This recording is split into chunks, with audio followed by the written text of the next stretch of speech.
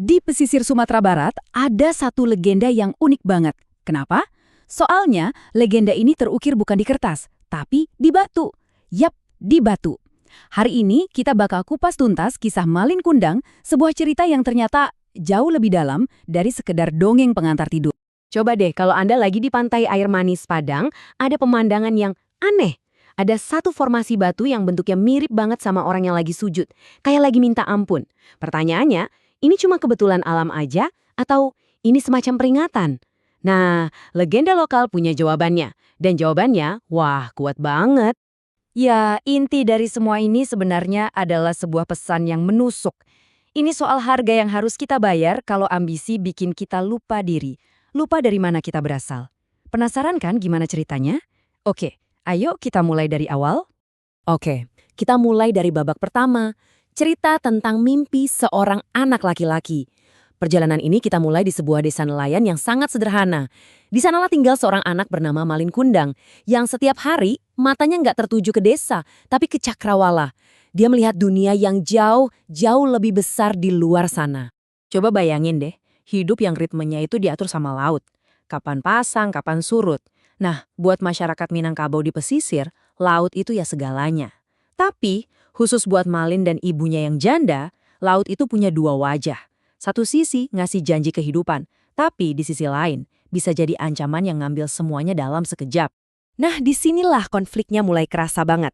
Coba lihat perbedaannya. Di satu sisi, ada ibunya. Harapannya simpel banget, cuma mau anaknya ada di dekat dia. Hidup sederhana penuh cinta. Terus, di sisi lain ada Malin. Wah, impiannya beda jauh. Dia nggak lihat rumah. Yang dia lihat itu kapal-kapal dagang raksasa di kejauhan. Buat dia, kapal itu tiket buat kabur dari kemiskinan. Dan akhirnya kesempatan itu datang juga. Ada kapal dagang yang butuh kru, dan ini adalah tiket emas buat Malin. Bisa dibayangin gimana perasaan ibunya? Hancur, tapi juga penuh harap. Dia pun melepaskan anak satu-satunya, bukan dengan bekal harta, tapi dengan satu pesan singkat. Pesan yang, tanpa mereka sadari, bakal jadi penentu takdir Malin. Jadi, berlayarlah Malin. Babak baru dalam hidupnya dimulai. Nah, bagian ini adalah tentang harga sebuah kesuksesan. Karena ya, dia bakal dapat semua yang dia mau, tapi bayarannya itu sesuatu yang gak bisa dinilai dengan uang. Tahun demi tahun berlalu, dalam sunyi, gak ada kabar sama sekali. Coba bayangin, ibunya di desa makin tua, tiap hari mandangin laut berharap ada berita. Sementara itu, di seberang lautan, Malin bukan cuma sukses, dia bener-bener sukses besar. Dia jadi saudagar kaya, nikah sama bangsawan, dan membangun hidup baru yang seolah-olah desa nelayan tempat dia lahir itu nggak pernah ada. Nah, disinilah cerita ini sampai ke puncaknya. Puncak yang paling bikin nyesek dan tragis. Setelah bertahun-tahun menghilang, takdir akhirnya membawa Malin pulang. Bayangin ya suasananya, tiba-tiba ada satu kapal super megah berlabuh di pelabuhan kecil yang udah tua itu. Wah, langsung heboh, beritanya nyebar cepet banget, satu desa kumpul buat lihat. Tapi, buat satu orang wanita tua, kapal itu bukan cuma tontonan. Itu adalah jawaban dari doa-doanya selama ini. Ibunya, yang badannya udah renta dan rapuh dimakan usia, dia nggak ragu sama sekali. Dengan sisa-sisa tenaganya, dia lari sekuat tenaga ke pantai. Penantian bertahun-tahun akhirnya selesai. Anaknya pulang. Dia nerobos kerumunan orang, matanya cuma fokus ke satu orang, sosok gagah yang turun dari kapal. Dia teriak manggil nama anaknya. "Malin, Malin, anakku!" Suaranya itu gemetar, campur aduk antara bahagia sama rindu yang udah nggak tertahankan lagi. Dan inilah momen yang menghancurkan semuanya. Di depan istrinya yang bangsawan, di depan semua krunya, Malin malu. Malu lihat penampilan ibunya yang lusuh, malu sama asal-usulnya yang miskin. Terus, dengan dingin, dia ngucapin kalimat yang jadi segel takdirnya.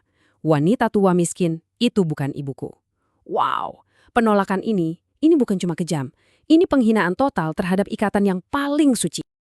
Ternyata penolakan Malin itu nggak cuma menghancurkan hati ibunya, perbuatannya itu seolah membangunkan sebuah kekuatan yang jauh lebih besar dari semua harta yang dia punya. Inilah dia, penghakiman terakhir dari laut. Hatinya hancur berkeping-keping. Sang ibu cuma bisa berdoa. Ini bukan doa minta balas dendam ya, tapi lebih kayak jeritan hati yang super sakit. Dan seolah-olah langit mendengar jeritannya, alam pun murka. Tiba-tiba aja badai dahsyat datang dari antah berantah, dan anehnya badai itu cuma menghantam kapal Malin.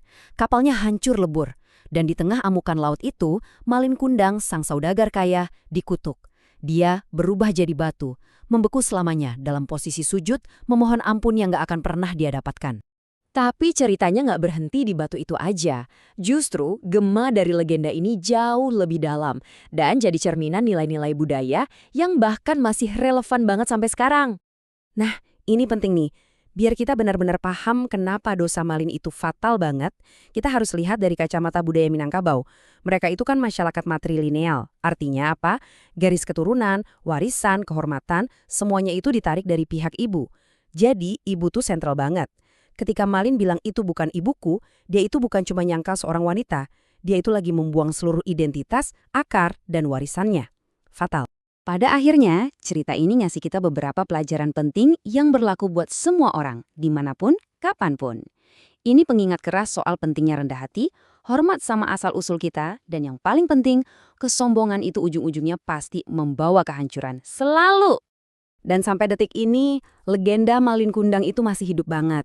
Ceritanya diajarin di sekolah-sekolah, diangkat jadi film, jadi sinetron, dan tentu aja batunya masih ada di sana. Berdiri sebagai saksi bisu di pantai air manis, jadi salah satu pilar identitas budaya Sumatera Barat. Jadi, coba kita renungkan sejenak. Di dunia modern kita yang gila-gilaan soal sukses, soal citra diri, soal personal branding, legenda kuno ini seolah menampar kita dengan satu pertanyaan. Apa sih yang sebenarnya kita pertaruhkan kalau kita sampai lupa dari mana kita berasal? Kisah Malin Kundang ini jadi pengingat yang kuat banget. Kalau akar kita itu bukan rantai yang membelenggu. Justru, akar itulah jangkar yang bikin kita kuat. Terima kasih sudah menyimak ulasan ini.